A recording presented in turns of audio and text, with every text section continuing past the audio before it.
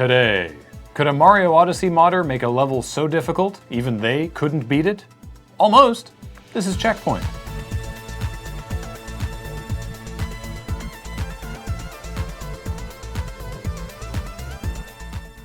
Hello and welcome to CheckPoint, the only video game news show with its own dance move.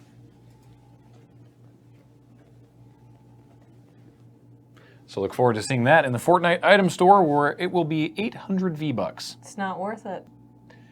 You've probably heard this story by now because everyone loves kicking a game while it's down, but it was recently discovered and widely reported that 9 months ago, ModDB user TemplarGFX had themselves discovered a typo in the code for the much maligned aliens Colonial Marines that apparently makes the AI way better, in that the AI now functions as originally intended.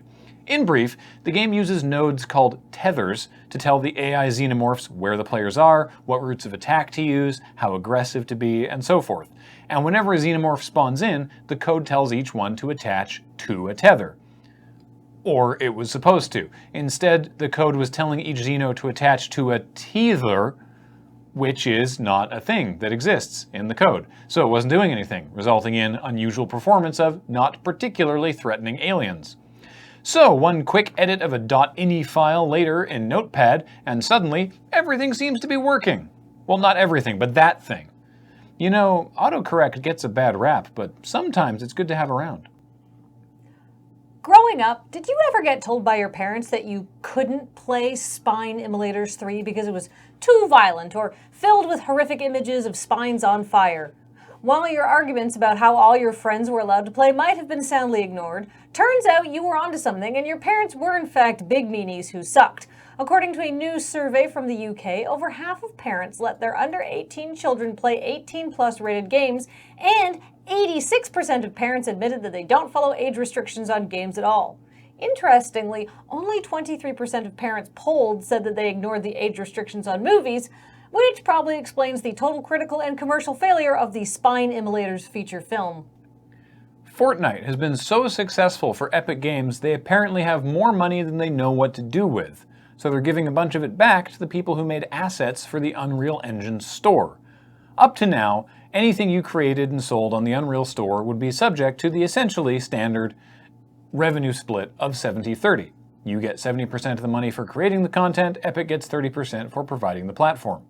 But Epic announced last week that not only were they changing the revenue split to what many hope will become a new industry standard of only taking 12% of the revenue, but that this change would be retroactive for 4 years back to the launch of the Unreal Store. This is a frankly unprecedented move, when typically companies of Epic's size would use such a vast Duckburgian money bin of cash to grant bonuses to execs and investors, or just invest it themselves to make more money. And even if some other storefront decided to change their rev share percentage, they'd do it going forward, not retroactively. So maybe this is just me being cynical, but I've been joke reporting on the gaming industry for, Jesus Christ, almost a decade, and this move has me wondering, okay, Epic, but why actually though? Where are the bodies buried? Ever since modders figured out how to unlock the Switch hardware thanks to an exploit found in the system's NVIDIA Tegra X1 chip, people have been experimenting with modding Super Mario Odyssey. At first, it started simply enough, replacing the power moons with power stars to make the game even more of a sequel to Mario 64, giving Mario a Sonic outfit, replacing all the music with Despacito, basic quality of life improvements. But now people are starting to get more ambitious, and that means brand new, totally custom, and absolutely miserable levels for Odyssey are starting to come out. YouTuber The Suncat has made a level called Kaizo Darker Side that is so brutally difficult, even he could barely get through it in his YouTube playthrough. It's so exciting that a game that is less than a year old is already tilting out players and breaking controllers at a 3-year-old game's level. Well, that's everything that was newsworthy this week, and now, our dance! Hey, that's my dance. You gotta give me 800 V-Bucks. You don't even play Fortnite! It's fine, I can just sell them to some 11-year-old.